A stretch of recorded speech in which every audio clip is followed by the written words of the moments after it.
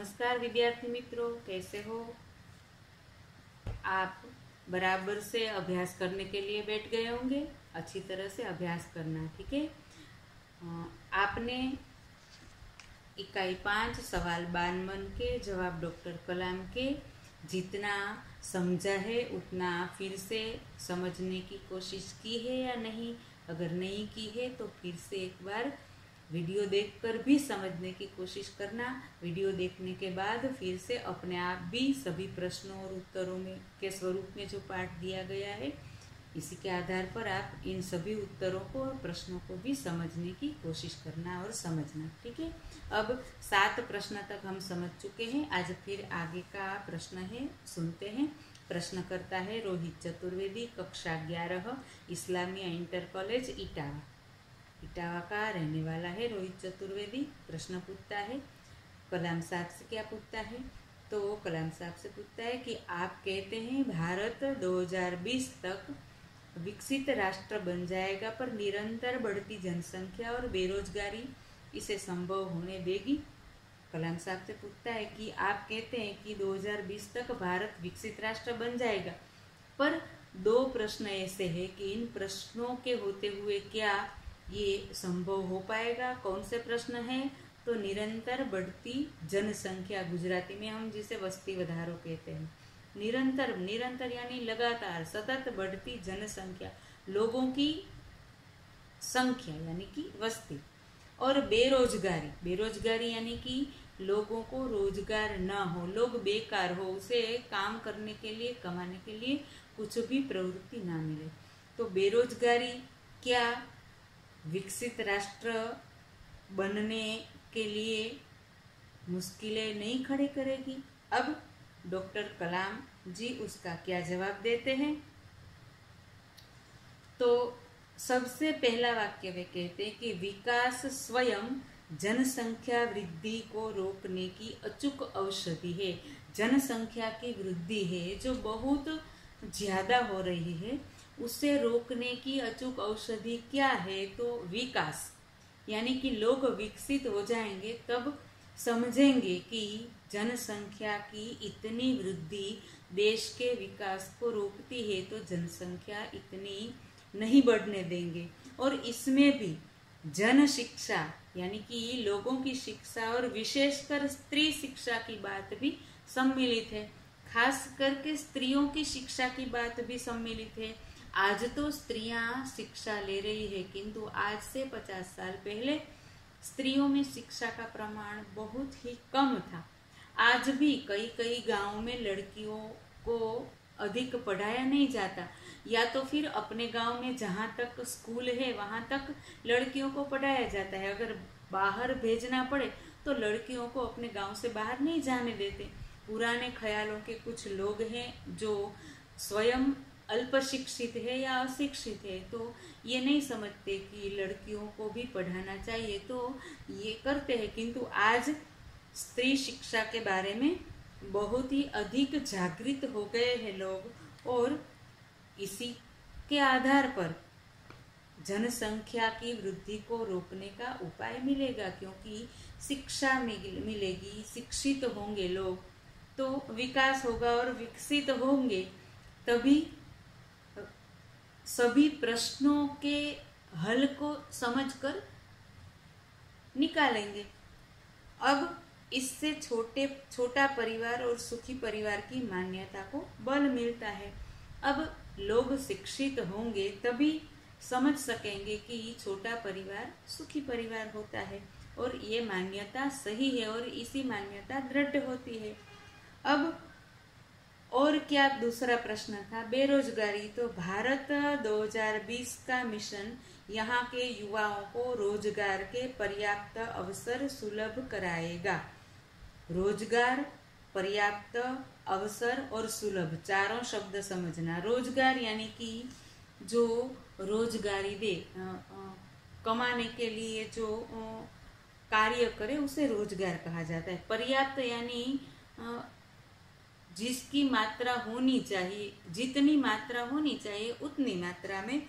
अवसर यानी मौका, और सुलभ यानी सरल। तो 2020 का मिशन भी यही है कि युवाओं को रोजगार के पर्याप्त अवसर सुलभ कराए जाएंगे, यानी कि युवाओं को बराबर से रोजगारी मिले, सभी को काम मिले, इसके लिए कई प्रकार से आयोजन किए जाएंगे। कैसे कैसे? तो ग्रामीण क्षेत्रों में बड़ी संख्या में उद्योग धंधे स्थापित किए जाएंगे, जो ग्रामीण क्षेत्र है, क्योंकि भारत की जनसंख्या लगभग 70% गांव में बसती है, ग्रामीण क्षेत्रों में बसती है। तो ग्रामीण क्षेत्रों में उद्योग धंधे स्थापित किए जाएंगे। इससे क्या होगा? तो जिससे उन क्षेत्रों में रोजगार के प्रचुर अवसर पैदा होंगे। प्रचुर यानी बहुत अधिक मात्रा में। तो ग्रामीण क्षेत्रों में अगर रोजगारी के लिए उद्योग धंधे स्थापित किए जाएंगे तो ग्रामीण क्षेत्रों के युवाओं को रोजगार के बहुत अधिक अवसर मिलेंगे, बहुत अधिक मौके मिलेंगे, तक मिलेंगी। तो इसी से भारत विकसित राष्ट्र बन पाएगा। अब दूसरा प्रश्न है, अर्श मेहता, कक्षा 12, तेजस हाई स्कूल, बड़ौदा। आपको ऐसा क्यों लगता है कि 2020 तक भारत विकसित राष्ट्र बन जाएगा? अब उसने पूछा कि आपको ऐसा क्यों लगता है कि 2020 तक तो भारत विकसित राष्ट्र बन जाएगा। अब डॉक्टर कलाम इसका जवाब देते हुए कहते हैं कि भारत की जनसंख्या 1 अरब से अधिक है। हमने आगे समझ लिया, अरब यानी 1 अबज, ठीक है। तो भारत की जनसंख्या 1 अबज यानी 100 करोड़, लगभग 130 करोड़ के आसपास है। इसमें 54 करोड़ लोग 25 वर्ष से कम आयु के हैं। भारत की जनसंख्या में 54 करोड़ लोग युवा है, 25 वर्ष से कम आयु के हैं। तो ये हमारी राष्ट्रीय शक्ति है। हमारे देश की राष्ट्रीय शक्ति कौन है? तो हमारे युवा।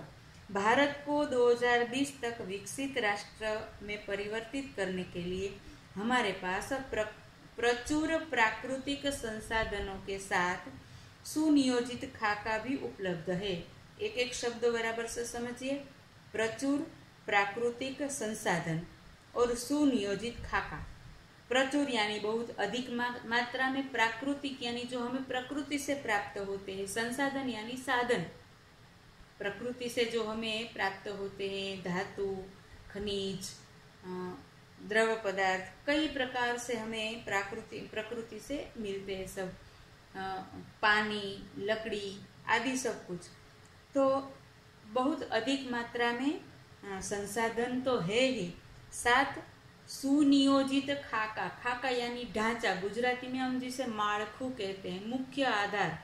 तो सुनियोजित यानी अच्छी तरह से आयोजनबद्ध खाका यानी ढांचा हमारे पास उपलब्ध है कि युवाओं को किस तरह से रोजगार दिया जाएगा और इसी से राष्ट्र को विकसित राष्ट्र बनाया जाएगा। तो 54 करोड़ युवाओं के विचारों की एकता निश्चय ही इसे विकसित राष्ट्र में परिवर्तन करने में सफल होगी। हमारे देश में 54 करोड़ युवा है और इन सभी युवाओं के विचारों की एकता हमें निश्चित ही विकसित राष्ट्र बनाने में सफल हो पाएगी। ठीक है, तो इसमें भी डॉक्टर कलाम साहब ने बहुत अच्छी तरह से आशा व्यक्त की है। अब एक और प्रश्नकर्ता एस कार्तिक, कक्षा 12, अमर ज्योति इंग्लिश स्कूल, बेंगलुरु, बेंगलोर का विद्यार्थी है, 12वीं कक्षा का।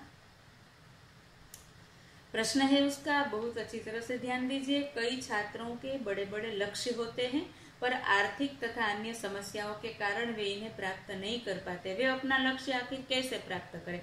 तो कई छात्रों के बड़े लक्ष्य होते हैं, किंतु इन लक्ष्य को प्राप्त करने के लिए उसे जो अभ्यास करना चाहिए, पढ़ाई करनी चाहिए, उसके लिए उसके पास आर्थिक व्यवस्था नहीं है, तो वे अपना लक्ष्य कैसे प्राप्त करेगा? ठीक है, जवाब बराबर से समझिएगा। डॉक्टर कलाम ने जवाब दिया है, स्कूल में पढ़ाई में अच्छा प्रदर्शन करने पर छात्रवृत्ति प्राप्त होगी, शिष्यवृत्ति, स्कॉलरशिप जिसे हम अंग्रेजी में कहते हैं। तो स्कूल में पढ़ाई करेंगे, अच्छी तरह से पढ़ाई में प्रदर्शन करेंगे, यानी कि बहुत आगे निकल जाएंगे, तब उसे छात्रवृत्ति यानी कि स्कॉलरशिप मिलेगी। फिर साथ ही उच्च शिक्षा के लिए बैंकों से ऋण लेने हेतु पात्रता भी बनेगी। फिर अगर 12वीं कक्षा के बाद उसे अच्छे क्रमांक मिले हैं, उसे उच्च शिक्षा के लिए बैंक से लोन लेना है, तो उनके लिए भी बहुत अच्छे गुण मिलने पर पात्रता बनेगी कि बैंक उसे लोन देगा। बैंक किसे लोन देगा? तो जो अभ्यास में बहुत आगे निकल जाता है उसे लोन देता है। अच्छी तरह से अभ्यास नहीं करता उसे कैसे कोई मदद करेगा? क्योंकि उनको मदद करके क्या होगा, वे तो पढ़ेगा नहीं। तो सभी युवा यही ध्यान में रखें कि हमें पढ़ाई बहुत अच्छी तरह से करनी है। ठीक है, तो अच्छी तरह से पढ़ाई करने पर उच्च शिक्षा के लिए 12वीं के बाद अगर आपको इंजीनियर, डॉक्टर आदि कुछ बनना है या आपको और कोई अभ्यासक्रम में प्रवेश लेना है, तो आपको बैंक से लोन मिलेगा। और इसके लिए पात्र कब होंगे आप? तो आप अच्छी तरह से पढ़ाई करोगे, 12वीं कक्षा में आप अच्छे अंक प्राप्त करोगे। तो जीवन में ऊंचा लक्ष्य निर्धारित करने पर बाधाएं तो आती ही है। जब हमारा लक्ष्य बड़ा होता है तब मुसीबतें तो आती ही है। तो मुसीबतों से डरना नहीं है। करना क्या है? तो हमें कठोर परिश्रम और उत्कृष्ट कार्यों से इन्हें पराजित करना होगा। हमें मुसीबतों को कैसे पराजित करना होगा बराबर से समझना। तो कठोर परिश्रम करना है और उत्कृष्ट कार्य, उत्कृष्ट यानी श्रेष्ठ, बहुत कठिन परिश्रम करके अपने श्रेष्ठ कार्यों से इन्हें यानी मुसीबतों को पराजित करना होगा। विघ्न बाधाओं से व्यक्ति को पराजित नहीं होना, हमें विघ्न बाधाओं को पराजित करना है। विघ्न बाधाओं से कभी भी हमें पराजित नहीं होना है। ठीक है, अब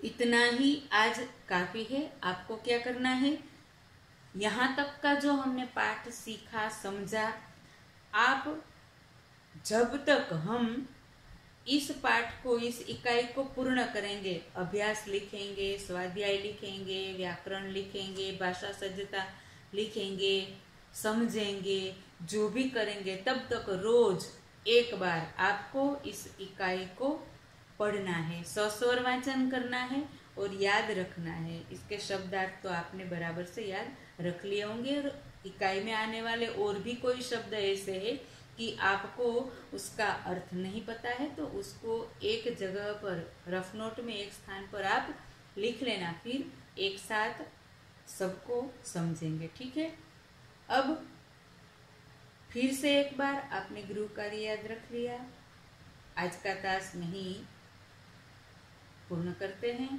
ठीक है।